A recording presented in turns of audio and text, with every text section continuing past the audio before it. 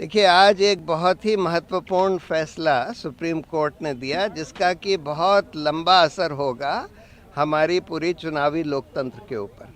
उन्होंने ये electoral bond की स्कीम कॉम्प्रिहेंसिवली स्ट्राइक डाउन कर दी है, ये कहते हुए कि इसमें जो एनोनिमस एलिमेंट इन्होंने लाया कि भाई किसी को पता नहीं लगे कि भाई ये इलेक्टोरल बॉन्ड किसने खरीदे और किसको दिए, ये बिल्कुल हमारे जनता के सूचना के अधिकार के खिलाफ है, जो कि एक मौलिक अधिकार है जनता का।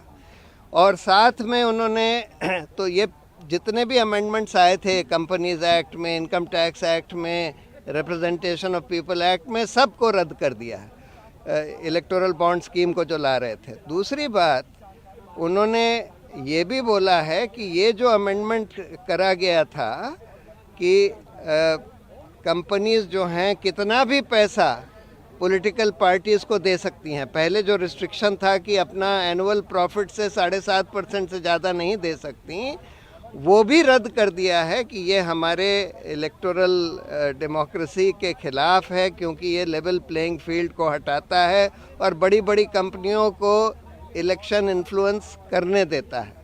साथ में उन्होंने ये भी बोला है कि जितने भी इलेक्टोरल बॉन्ड्स खरीदे गए और जो जमा करे गए, पॉलिटिकल पार्टियों ने जो अपने खातों में जमा करे, उसका पूरा ब्यौरा स्टेट बैंक ऑफ इंडिया, जिसके पास ये सारी इन्फॉर्मेशन है, वो इलेक्शन कमीशन को दे और ये पब्लिक वेबसाइट पर डाला जाए, जिससे कि जनता को पता लगे कि किसने ये इलेक्टोरल बॉन्ड्स खरीदे और किस पॉलिटिकल पार्टी को दी। कि इसके तहत जिस तरीके से ये स्कीम लाई गई थी उसमें काफ़ी ब्लैक मनी को बढ़ावा दिया गया है।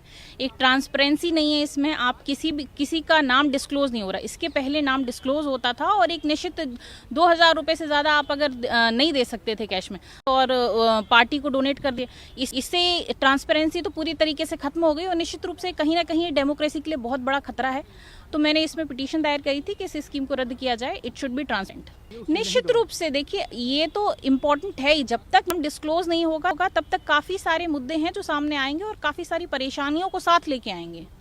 जितना भी ब्लैक मनी है या मनी लॉन्ड्रिंग है, वो एक बहुत बड़ा मुद्दा है जो इस चीज़ से जुड़ सकता है इन फ्यूचर।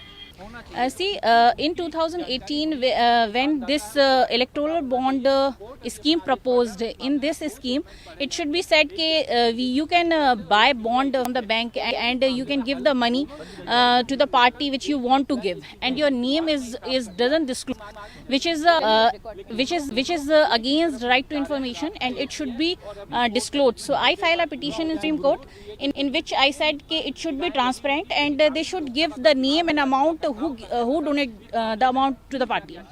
हमसे जुड़े रहने के लिए हमारे YouTube चैनल को सब्सक्राइब करें और नई वीडियो की नोटिफिकेशन के लिए बेल आइकॉन को दबाएं।